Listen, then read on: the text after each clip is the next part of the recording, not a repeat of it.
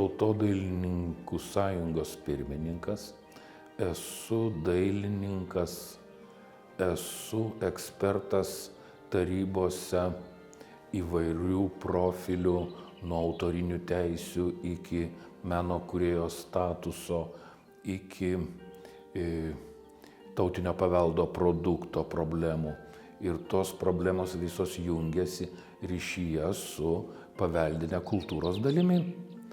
Dalimi susluoksniuota galėtų būti ir išsilavinimo, ir mokymo programų, ir pačių kūrybinių rezultatų, ir renginių, visko, kas vyksta kultūroje. Tenka matyti, tenka važiuoti, tenka susipažinti, tenka galvoti apie tai, kokia raida, kaip vertinti, dėl kriterijų, dėl prioritetų. Tai sueina į sąjungos išvis misiją kultūros fone, kultūros lauke. Ir ta misija priverčia išmanyti ir matyti. Ir ne tik Lietuvoje, bet ir Europos Sąjungos vėlgi kontekste, visai kitame vėl vertinimas, vėl visų vertybių sugrupavimas. Verčia važiuoti į užsienio, į Europos valstybės, gauti sertifikatus, kelt kvalifikaciją, dalyvauti žinių plėtroj apie kitas valstybės ir paveldą jose.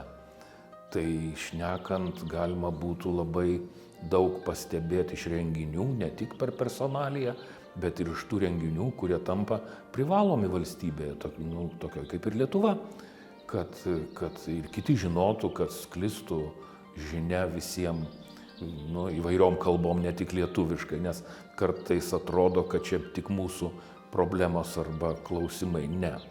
Kitose valstybėse irgi yra tautodailė, irgi yra paveldinė kultūros dalis, irgi yra problematika su globalėjimo visa tendencija. Ir visi sprendžia, visi galvoja, visi mato strategijas, kuria vystymosi vektorius, todėl ir monitoringas reikalingas, ir išmanimas. Tai tas buvimas pirmininku, jisai labai įpareigoja. Įpareigoja žinot ir galų gale žinot, ką šneki. Valstybėje tikrai nereikia galvoti, kad esam vieni, mes tikrai ne vieni. Etnokultūra visa dalinasi į folklorą, į kraštotyrą ir tai yra problemų kauburiai, tokie kalnai su savo specifika, su savo eiga ir istoriografija, nes tautodailės, jeigu žiūrėsime kultūros istoriją, tai tautodailės šitos problemos atitinkančios amžių buvusi ar praėjusi ankstesnė, tai jos visą laiką vystėsi ir buvo žmonės, kurie tą darė, kurie tą problemą nagrinėjo, tai visiems būna įdomu, o kadagi tos pradžios. O tos pradžios yra, įsivaizduokit, Eustachijaus Tiškevičiaus, kuris labai sistemingai, labai rimtai ir atrodytų lengvai, bet iš tikrųjų labai nelengvai atvėrė tuos vartus į eterį, į parodas, pirmasias parodas, eksponatų grupavimą, kas ta tautodailė. Ir jeigu galvot kiekius, statistiką, tai įsivaizduokim XIX amžiaus vidury surinkti kolekciją iš didžiausios periferinės tos valstybės anuo metu, Rusijos visos, vos ne iki Varšuvos pakraščių. Tai dabar ta kolekcija, tos kolekcijos 2/3 yra pagrindas mūsų nacionalinio muziejaus pradžios. Nacionalinis muziejus taip gimė. Nuo ko gimė? Nuo kolekcijos, kuri jungia sarkofagus, kolekcinius daiktus, plus 2/3 eksponatų tautodailė. Tik nieks tada žodžio tautodailė nežinojo ir daiktų įvairiausių buvo meniškų surinkta. Ir reikia didelį dėkui sakyti tiem žmonėm, kaip Jonas Basanavičius, kaip Antanas Žmuidzinavičius, kaip daugelis kitų, kad ir Mikalojus Konstantinas Čiurlionis, kurie labai dėsningai etapais ryškino žodžio tautodailė turinį. Ir mes turim jau paruoštą dirvą, mes turim į ką atsispirt ir ta veikla, jinai galima analizuoti. Todėl galima pasakyti tautinis paveldas, kas yra, ar jis reikalingas.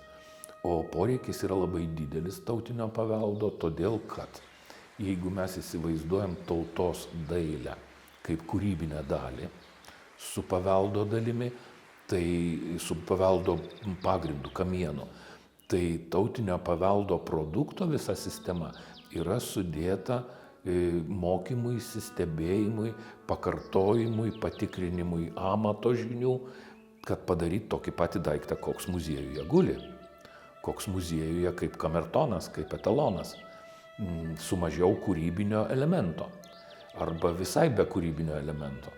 Tai liečia ir įsivaizduokim žiedimą, juodąją keramiką, ir drožybą, ir rankšluostinės, kurias galima tikrai paversti etalonų ir juos įsivaizduoti kaip proporcijų, raštų, drožybos ar žiedimo amato pagrindus. Kamieną. Tai tautodailė žymiai egzistuoti yra lengviau, kai visa aplinka jau yra suformuota, pamatai yra sudėti. Čia atradimų neįvyksta. Tuos inovacijų kampus atneša tik nauji vėjai. Vėjai tokie, kokie susiformuoja užjūryje, susiformuoja ir mūsų kontinente, susiformuoja tolimuosiuose rytuose. Jų paveikti praktiškai nerealu, nes tai, manau, objektyvūs dalykai. Objektyvūs kodėl? Todėl, kad filosofinė mintis, jinai kiek ieškodama neišartų erdvių, jinai atranda ir paskleidžia ir įtvirtina tuos klausimus, su kuriais mums reikia sugyventi. Leiskim, visada pavyzdys labai akivaizdus, kai ateina naujos medžiagos, leiskim, skulptūros technologija. Impregnavimas, klijavimas, ir klijai, ir kaltai, ir jų tobulumas palyginus su Svirskio ar Liongino Šepkos. Taigi visiškai kitas etapas, visai kita forma, kaip jinai vystosi kokiais dėsniais, į kokią pusę, kokią kryptimi. Tai tautodailės jau žodis apjungia tą sektorių, kuris yra su kūrybiniu elementu, kuris yra su edukacijos dalykais, kuris yra su regioniniais dalykais.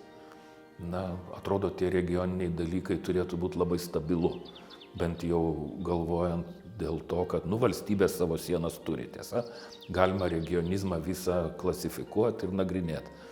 Bet tai ne iki šių dienų vis viena mokslininkai atranda, kalbotyrininkai atranda ir tie miesteliai ar ribos Žemaitijos, Aukštaitijos, Suvalkijos, Sūduvos, visos jos tikslinamos, o tai liečia ir tautodailės formas, tradicijas, įprastą tėkmę.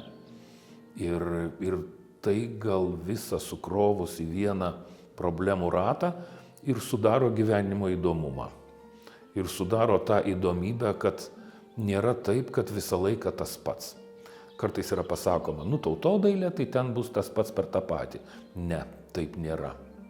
Ir 2020 metais įvyko labai etapinis, tiesiog istoriografijoje labai kertinis įvykis, tai yra valstybėje paskelbti tautodailės metai. Bet tas paskelbimas tai reiškia ne vien temos iškelimą, bet reiškia prioritetų nubrėžimą. Prioritetų bendravime, bendruose renginiuose, tarptautiniuose renginiuose. Tai Seime įvykusi konferencija Europos valstybių vien per tautodailės prizmę su filmais, su dokumentiniais filmais, per COVID karantiną didžiausią, bet vis tiek buvo rasta forma, kaip ekrane atsirado tie žmonės, kurie šnekėjo apie tas pačias problemas. Ir tada, kaip kamertonas, mes matome, ar mes kontekste, ar mes pataikome į aktualijas, ar tas kultūros konstravimo, visos jau kultūros sandara, ar jinai atitinka bendrą tėkmės tendenciją, ar tai išskirtinumas ypatingas. Vienu žodžiu, tos klausimus visus galima buvo patikrinti ir tai, sakyčiau, Dievo dovana, kad ne viena sąjunga tautodailininkų, ne tik šita bendruomenė, bet visa Lietuva per parlamentą, per vyriausybę matė būtinybę pasakyti, o kaipgi su tautodaile. To matyt nuo anų šimtmečių nėra buvę. Ir tai žiūrint ir iš mokslinių temų, ir iš mokslininkų prioritetų pažvelgti šitą su analize visą, su tyrimu, tai labai dar manau, kad ateityje mes tų rezultatų, išvadų, rekomendacijų mes matyt dar lauksim ir jų bus. Dabar turime kertinį tokį patriarchą skulptūroje Svirske. Ir įsivaizduokit, atrodo viskas jau atrasta, viskas padaryta, tai ne. Tai atsirado dabar mokslininkai įvertino dar vieną išlikusią skulptūrą, kuri dar papildo visą vizualinį, visą tą technologinį, visą tą istoriografijos, visą turinį, kuris mums labai svarbus. Dar vienas dalykas, kuris skiria pergyventus šimtmečius nuo šios dienos, tai reikia atkreipti dėmesį, kad tautodailininkų išsilavinimas kardinaliai pakito.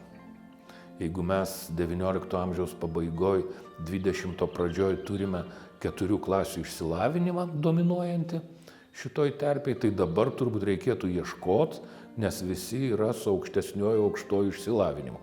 O tai jau yra kita leksika, kita argumentacija, kita analizės lygis kitas. Privaloma pateikti ne fantazijomis, ne išsigalvojimais, o rimtai pagristais argumentais. Ir tai labai miela. Todėl ir atsiranda toks dalykas kaip tautodailės metraštis.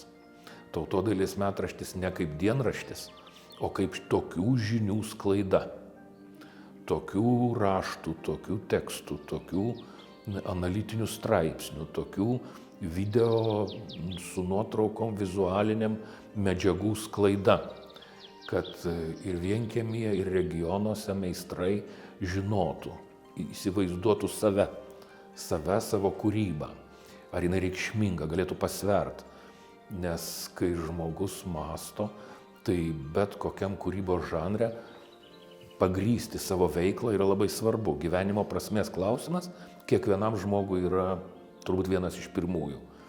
Ir ta žinių sklaida, tas pagrindimas viso būties šito sektoriaus, jis yra labai svarbus. Ypač dabar kosmopolitiniame etape, kai postmodernizmas turi savo kategorijas, savo kryptis, savo nuostatas, jos yra pilna mūsų valstybėje, kaip ir visoje Europoje, ir su ją reikia mokėti sugyventi, su ta visa sąranga, su visa etikos, vizualinės ir technologinės situacijos aplinka, jinai yra visiškai kitokia.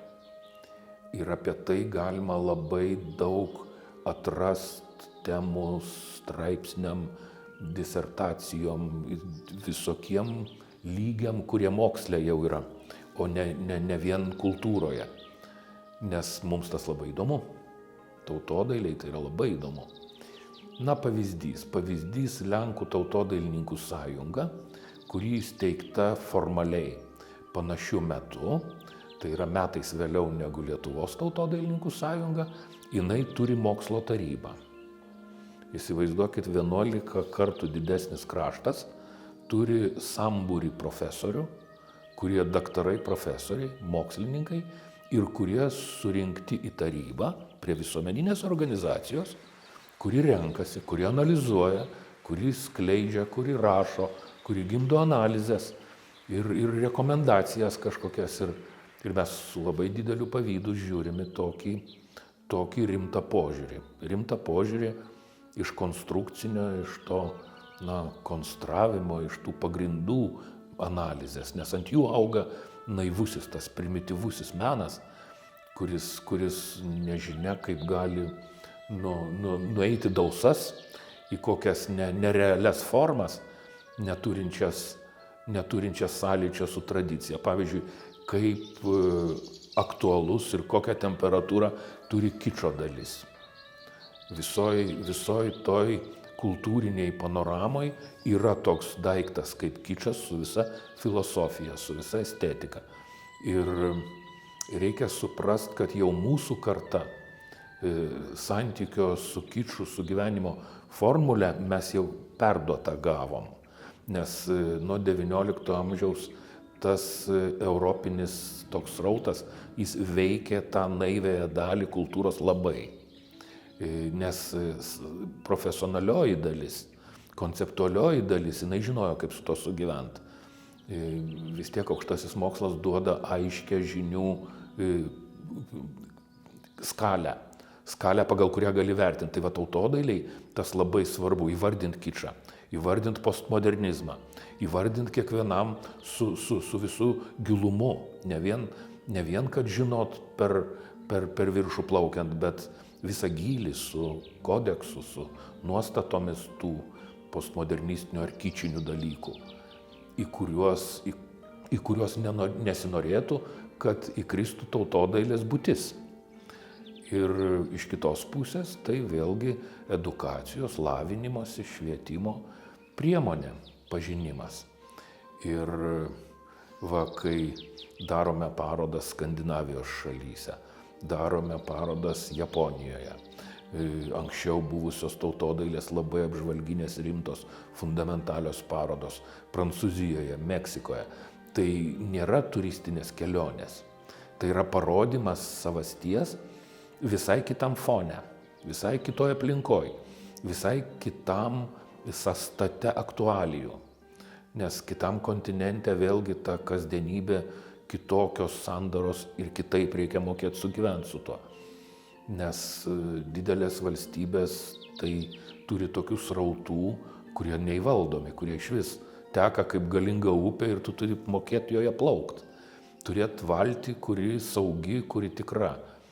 Tai gal va, tą parafrazę galima būtų įvardinti ar Meksikoje, ar Lenkijoje, ar Lietuvoje tautodailininkų sambūrio tikslą.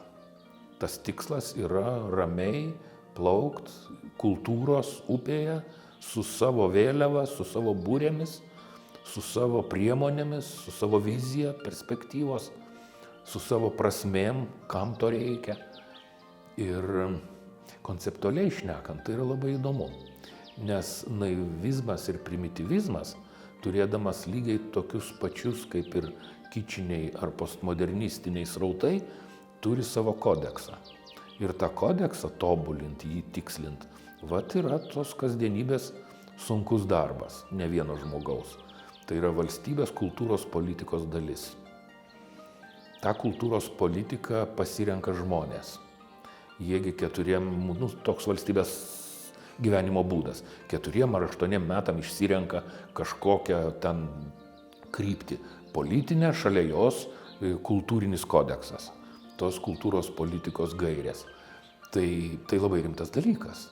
Nes tose gairėse mes puikiai suprantam, kad turim matyti save, turim matyti tautą, turim matyti tradicijų garantiją, turim matyti visą energijos paskirstimo schemą.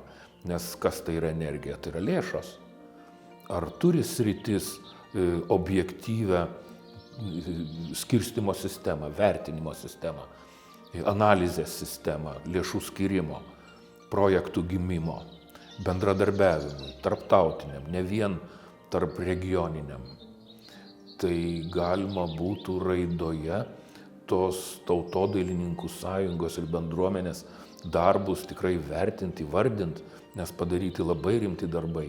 Ir atskirų įstatymų, aš kažkada mėginau skaičiuoti, tai vien tik tai šiame po atgimiminėme laikotarpyje, tai virš 10 įstatymų yra sukurta su dalyvavimu šitos tautos dalies, šitų žmonių.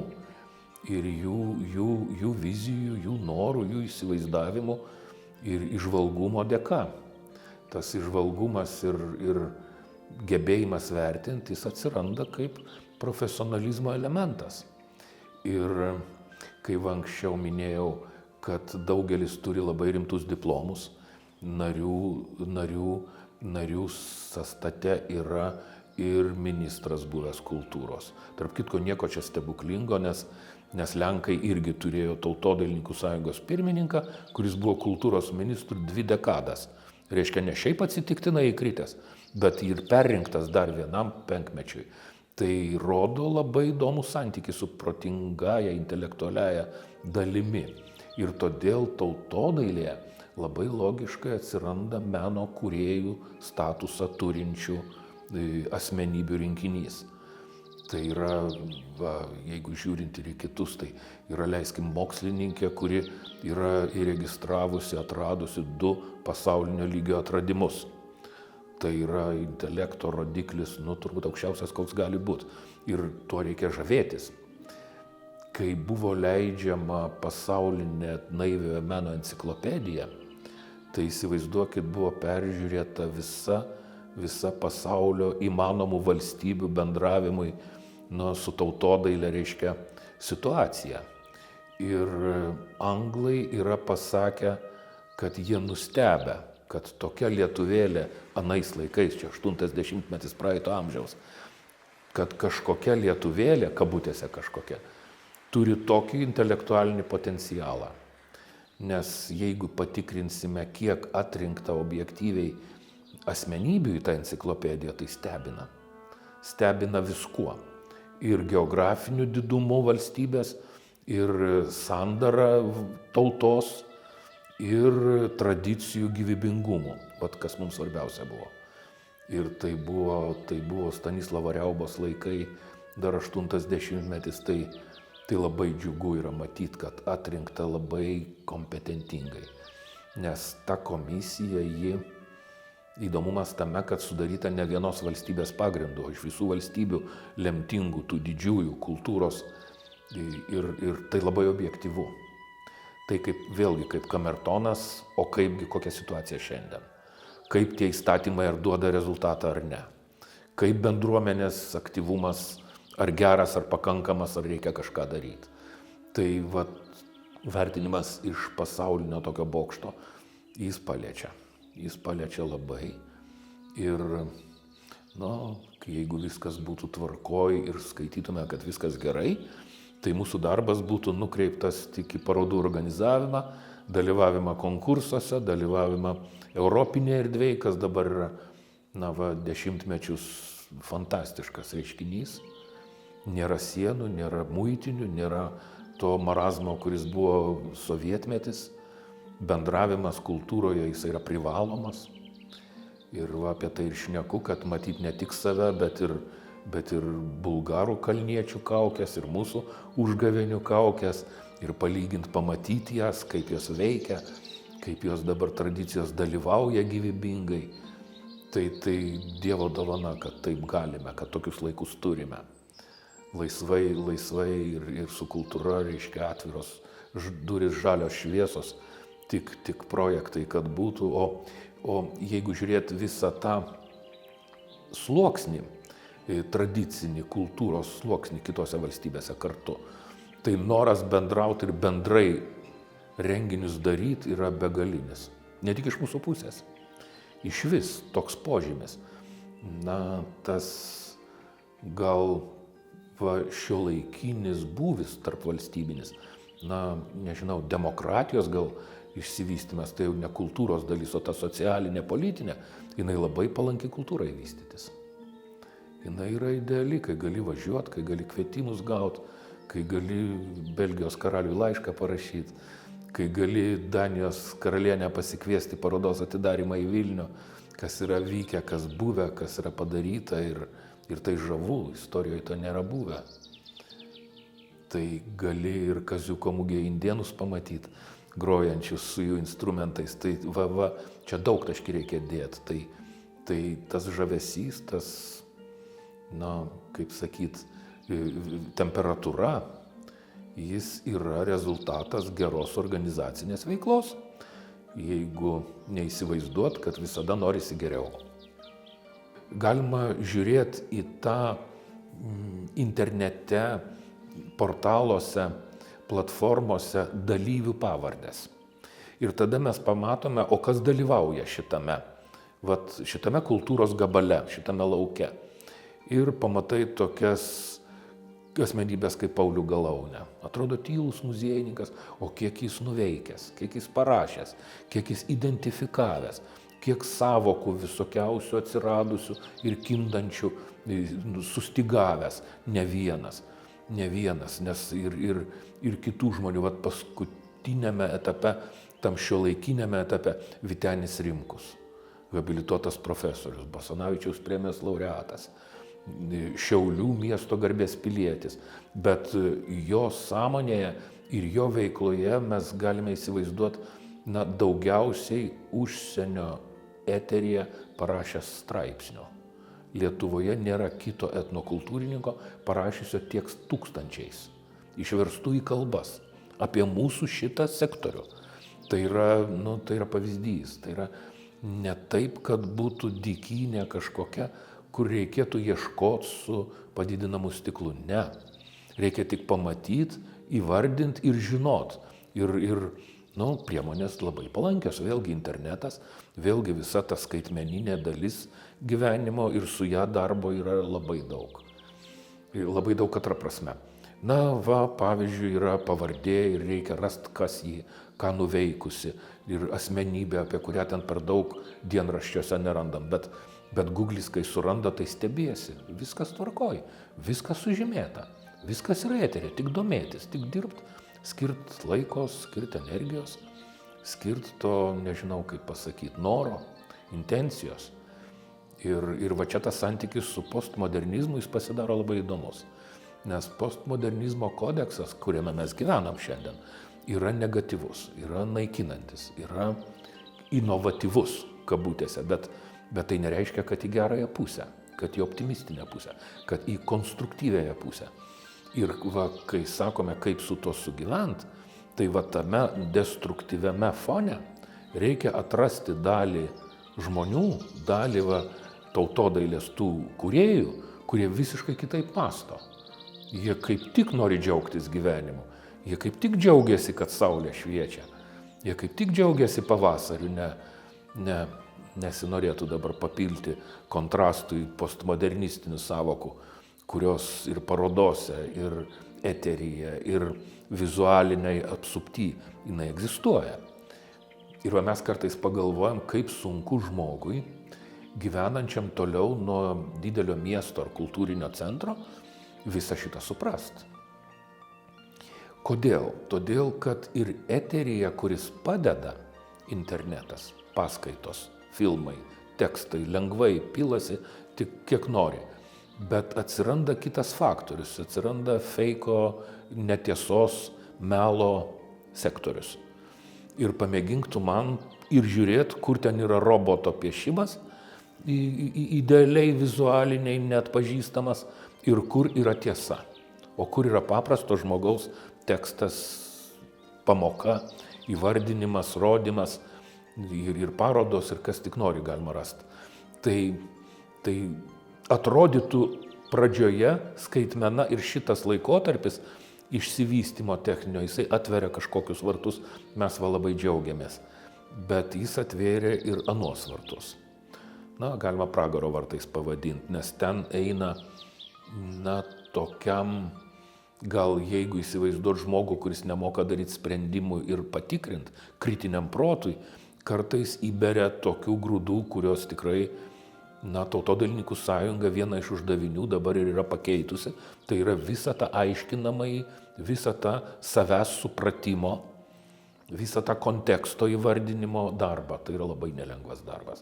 Ir tarp kitko jis labai kvalifikuotas.